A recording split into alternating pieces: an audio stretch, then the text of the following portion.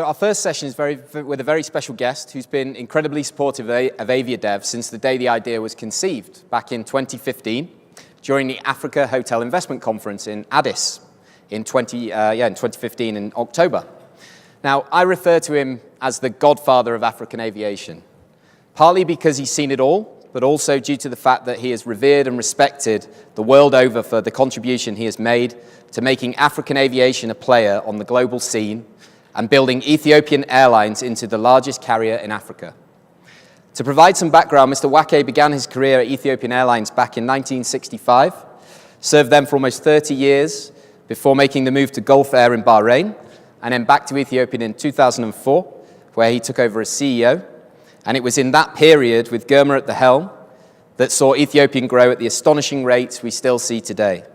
He then became chairman of Rwanda in 2012. So without further ado, I'd like to invite Germa to join me on stage, and we're going to have a little chat. Please welcome him to the stage.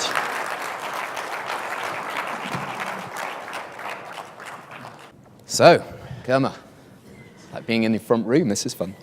Let's start at the beginning. What was it that sparked your interest in aviation? I was a student at the university, and one day, by accident, Ethiopian Airlines was recruiting pilots for Ethiopian Airlines. And some of my friends wanted to be pilots. For me, it was not that interesting, but I said, since my friends are going, let me accompany them to go to the airport. So I went there, and the man who was in the personnel department gave me the form and said, "You fill it." I said, "No, I'm not interested." He said, No, fill it, it's okay, you will never know. You will fly an airplane and then go back. I did. They accepted me, and there I remained. So it was not really intentional, it was by coincidence that I became an aviation man. And I think I don't regret it. No, that's great. It's good to hear. It's always nice. We were at the university yesterday in Kigali. There was 10, 11 of us that went down and spoke with the students. Unfortunately, all the 200 students that were there yesterday, I can't obviously invite them to be here. So we thought we'd take the conference to them. And I asked all the speakers to say what it was that got them involved in aviation. And it's always something a little bit random, generally, and a sort of almost by accident. So tell me, if you weren't working in aviation, what would you have done? I would have been a teacher. You are a teacher. And what happened is, even in the 40 plus years that I worked in the aviation, best 4 years and a half are the period I spent in the training department of Ethiopian Airlines as an instructor. That is a job that I loved and loved, and that was the base for me, because when you try to teach something, you'd want to know better than your students. Therefore, you read a lot, you learn a lot. And that gradually builds your knowledge in the industry. And that's why I always wanted to be a teacher. And I got that in the airline also, so it was good. Okay, so in the audience, put your hands up if you think you've learned something during your career from Ato Germa. See? Look, it's lots, you know? And that's probably on a very personal basis. And like I say, the support that you showed me when I was starting this up as a concept is fantastic. And you've been to both AviaDevs and obviously taking part today, which is great. So what about role models? Who was your role model growing up? To be honest, in that area, I have no role model. That's fine. I enjoyed doing what I was doing, but I have not followed anybody. That's absolutely fine. I mean, what I did, just to give you an idea, I use LinkedIn a lot, and I put on LinkedIn that I was going to be speaking with Germa, so I said, what would you like to ask? And I put it out, and we got lots of comments, so I've kind of amalgamated those questions from the industry. I wanted it to be personal, but also we obviously want to share some insight into the industry as well. So let's go back to your career now. So you've always worked for state-owned carriers, correct? Not really. But majority. Most of the time, I worked for state-owned airlines, Ethiopian Airlines, Gulf Air. These are state-owned airlines. But I also worked for DHL for 2.5 years on a loan from Gulf Air. And I think I also enjoyed that. And I imagine you had some great opportunities that you passed up. Are there any that you regret or any that you particularly remember? In fact, it helped me working for DHL. I always worked in an organization where budget restricts everything, and ideas, no matter how much new things come up, you have to wait for a budget season in the state airlines. But in DHL, when there is an opportunity, you jump on it. Budget is not a restriction, you just jump on it and do it. And when I came back to Gulf Air from DHL after 2.5 years, I had a completely different type of thinking. And to be honest with you, it helped me a lot when I came as a CEO in Ethiopian Airlines also. So working both in private and government actually prepares you better. So you took a private sector approach to a public-owned enterprise. And that is what it should be. If you want to run a state-run airline, the way the government runs its offices, you will never get anywhere. You have got to put that private business practice into an airline to be able to sustain an operation. So it is a good idea to have a mix of both. If you don't have anything of a state airline and you come to run a state airline, you will have a problem because you will not be able to push the bureaucracy.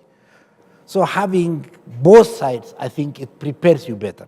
Absolutely, absolutely. So that brings us on nicely. You were most recently, you've been very heavily involved in Rwanda and served as chairman of the board of directors.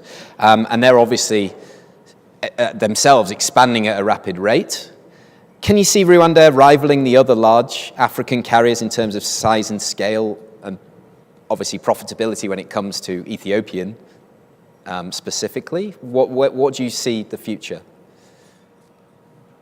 Rwanda Air is a good airline. It has a very supportive and committed government. And the staff pride themselves of a quality of work. So it has the potential to really be a good airline. But there are things that they should do. They will have to commercialize the organization more than they do today.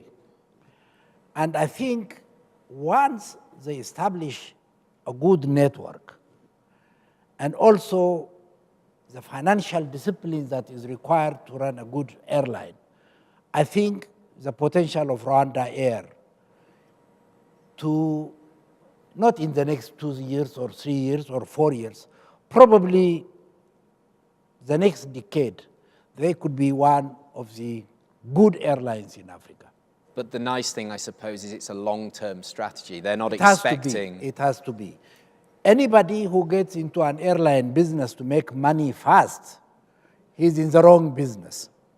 We have seen this time and again. An airline business, you should only enter if you have there for a long haul. Yeah, and I think it was Richard Branson that said, if you want to make $1 million, then start with $1 billion and start an airline. It's the only way. So he learned it when he started an airline in Nigeria. Yeah, absolutely. I wish he was here. That would be good too. We could ask him. By the way, before Richard Branson, when he was discussing to start an airline in Nigeria, we met in New York. And he told me, Germa, you know, I am starting an airline in Nigeria. I said, are you sure? He said, yes. I said, good luck. He said, why? I don't think you have done your homework properly. He said, what? I fly to Nigeria, I make more money as Virgin Atlantic in Nigeria. I know how to run Nigeria. I said, yes, you are operating there few flights a week, but you are going there as a businessman who makes some money and goes out. But when you become a base carrier, it's a different story. He said, no, I know how to treat it. I said, good luck. After 2 years, he called me one day. I said, Sir Branson wants to talk to you.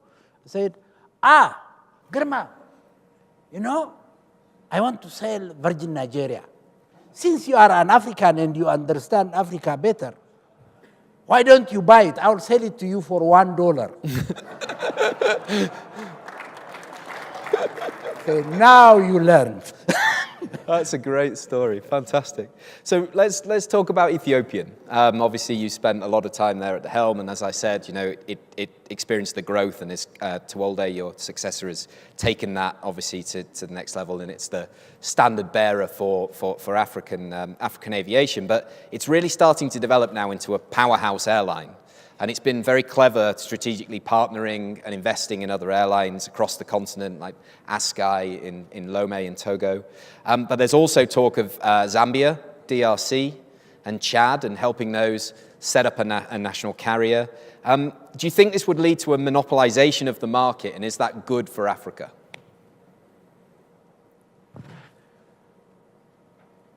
Africa is a very vast continent. It has 1.2 billion people.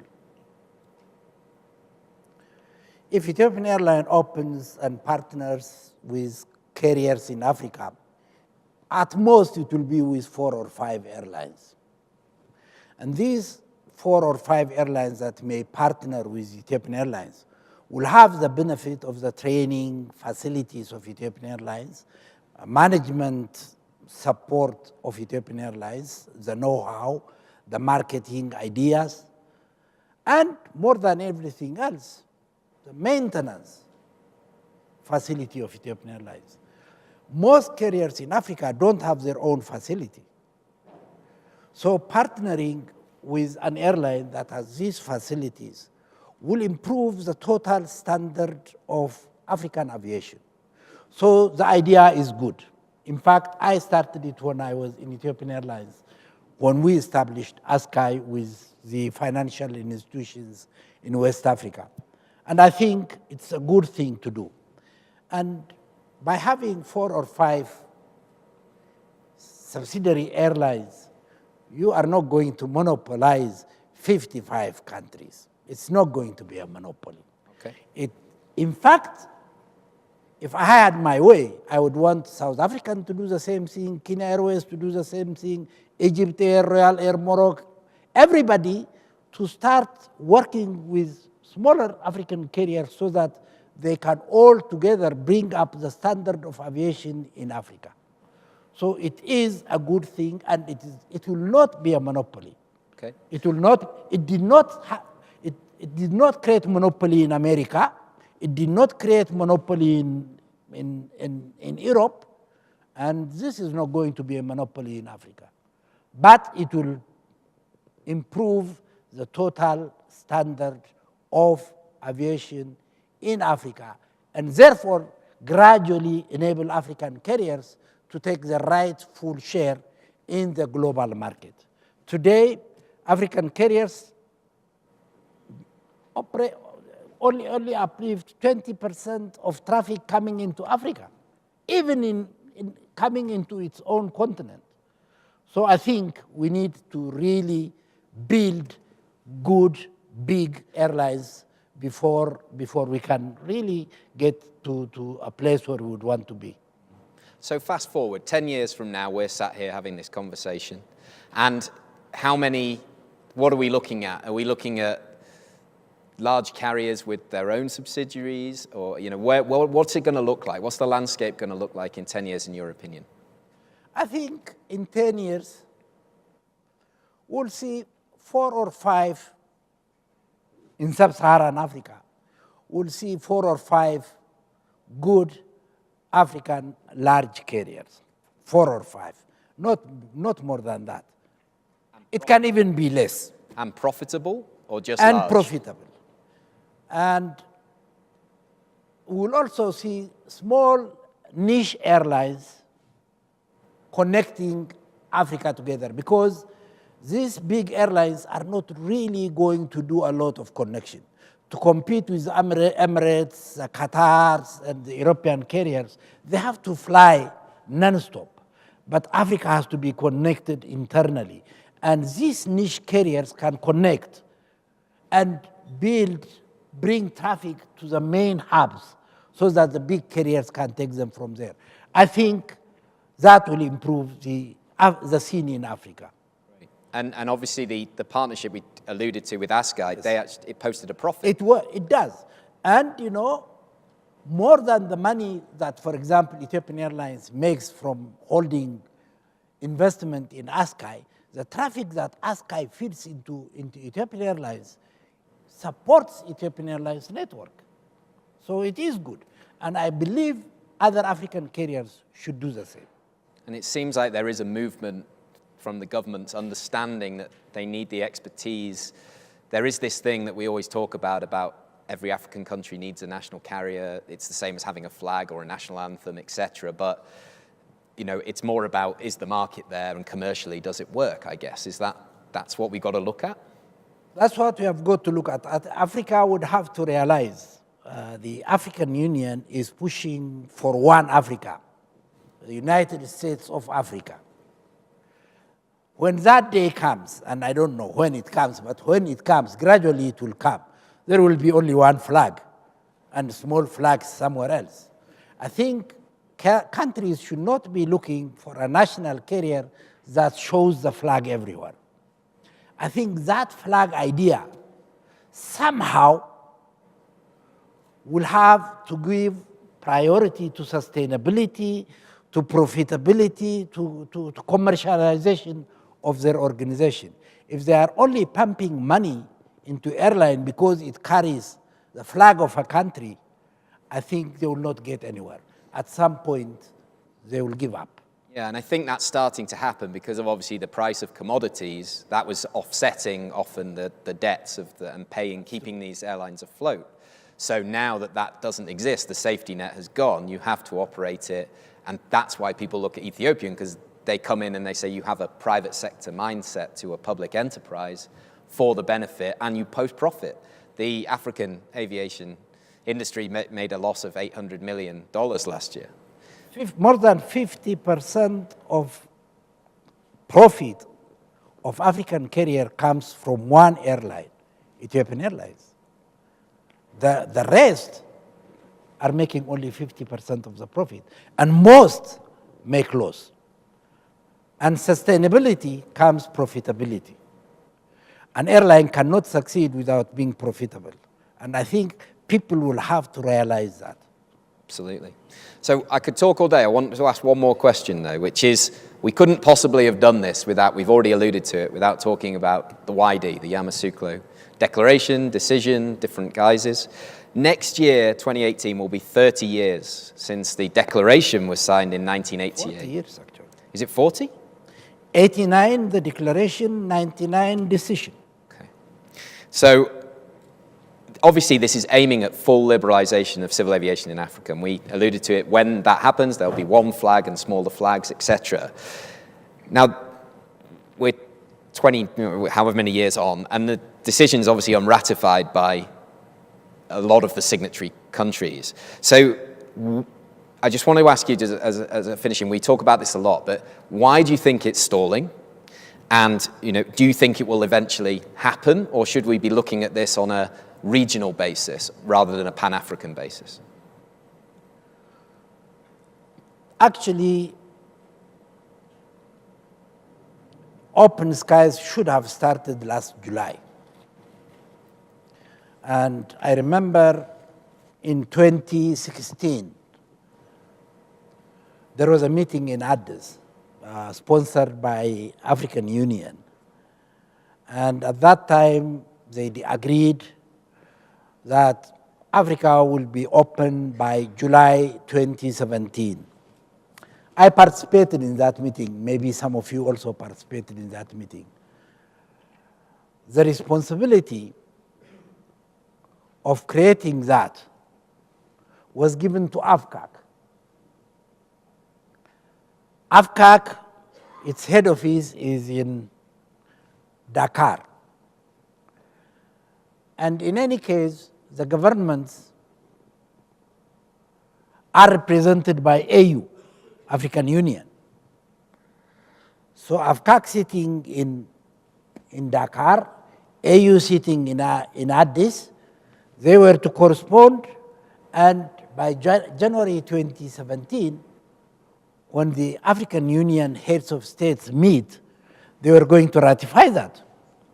I suggested in that, and the Ministry of Transport of Rwanda suggested to the governments, say, look, this thing has been delayed for too long. We need somebody in the African Union to really coordinate this, and directly reporting to Madam Zuma. Almost everybody agreed. Then AFCAC felt, this is taking away power from them. So they said, why do you create two organizations? AFCAC is there, we'll do it. I said, AFCAC, you are sitting in Dakar. You send your documents to AU. AU is more bureaucratic than individual governments. Your paper will sit on tray 13 and you will never be able to see it. Therefore, you better have a coordinator there. Say, no, we'll do it ourselves. I said, okay, let us see. And 3-4 ministers pushed it, but AFCAC used their contacts with some of the ministers, and there was no coordinator. Now, I was talking to the lady who is in charge of AFCAC. Last January, when they could not present, I said, why couldn't you present it?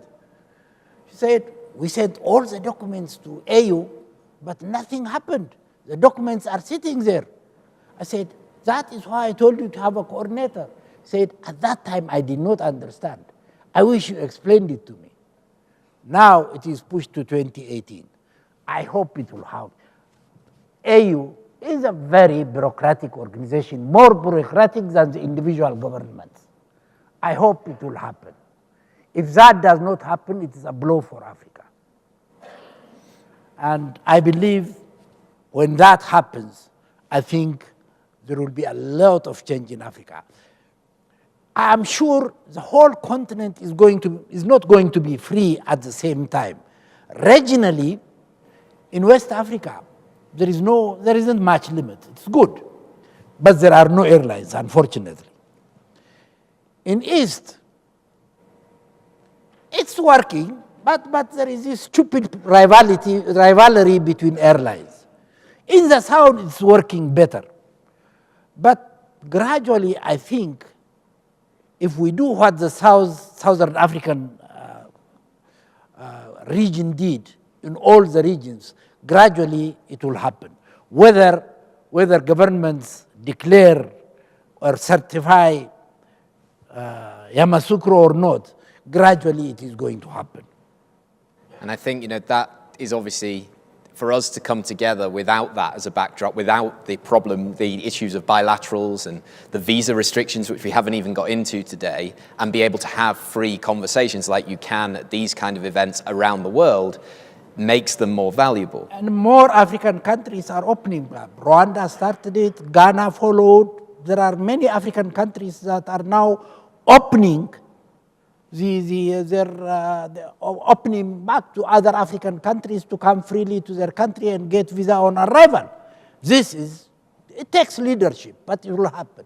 We, as the industry, have to educate. We are the people. There are lots of representatives here. I think 11 countries are represented at Civil Aviation Authority level, and we need to go back and action this change and say, if this happens and we have this liberal environment, it's going to develop, it's going to help with the route development side of things. I'm sure it will.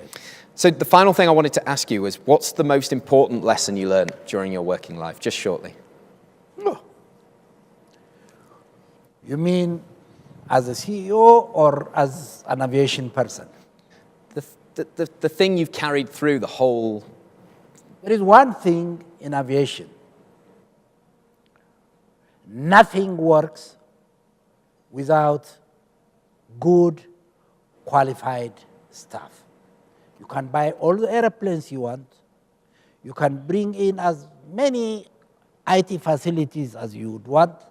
If you don't have dedicated people, if you don't have people who believe in the mission and people who are committed to an organization's growth, nothing will work. So I think putting more emphasis on building capacity in aviation and trusting people to produce what they are supposed to produce and helping them attain that, I think is the most important lesson for me. And I think it helps a lot. Fantastic. Well, thank you so much for spending the time with us. Just before we go, I do have one thing that I would like to present to you. We actually have an award from AviaDev recognizing your Lifetime Achievement Award for an outstanding contribution to route development in Africa.